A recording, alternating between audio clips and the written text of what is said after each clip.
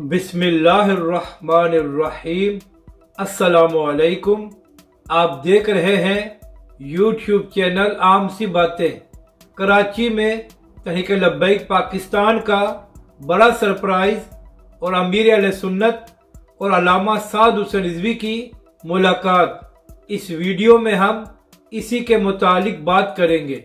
नाजरीन कराम, चंद दिन बाद कराची के हल्के NA 240 में ज़िमनी इंतखाबात होने जा रहे हैं और जब 2018 में इसी हल्के में इलेक्शन हुआ था तो तहरीक लब्बैक के उम्मीदवार यहाँ से दूसरे नंबर पर आए थे और इस वक्त भी तहरीक लब्बैक पाकिस्तान की पोजीशन काफ़ी मजबूत है और आज तहरीक लब्बैक के सरबराह अल्लामा साद हुसैन रिजवी कराची तशरीफ़ लेकर गए हैं, जहाँ पर उनका शानदार इस्तकबाल किया गया है। और इसके बाद अल्लामा साद हुसैन रिजवी ने NA 240 में एक रैली की भी क़ियादत की है, जहां पर हज़ारों लोगों ने शिरकत करके तमाम मुखालफीन को ये पैगाम दिया है कि पंजाब के साथ साथ सिंध और ख़ास तौर पर कराची भी तहरीक लब्बैक पाकिस्तान का एक मजबूत घर है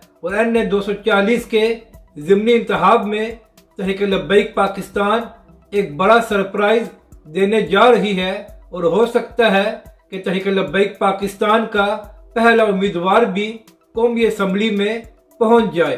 अब बात करते हैं कि अमीर अहले सुन्नत और अल्लामा साद हुसैन रिजवी की मुलाकात के मुतालिक।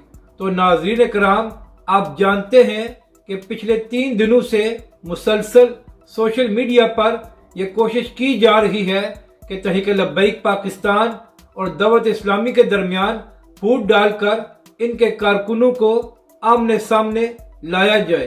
तो इसी हवाले से कुछ तहरीक लब्बैक के कारकुन और कुछ दअवत इस्लामी के कारकुन सोशल मीडिया पर आज ये कह रहे हैं कि चूंकि तहरीक लब्बैक के सरबराह अल्लामा साद हुसैन रिजवी इस वक्त कराची में मौजूद हैं, तो फिर दोनों तंजीमों के लोग ये कोशिश करें कि किसी तरह अल्लामा साद हुसैन रिजवी और अमीर अहले सुन्नत के दरमियान मुलाकात हो जाए या तहरीक लब्बैक के सरबराह फैज़ान मदीना तशरीफ़ लेकर जाएं, ताकि तमाम फसादियों को जवाब भी मिल जाए और उनके मुंह भी बंद हो जाए। अब देखना यह है कि इस बारे में खबर क्या आती है।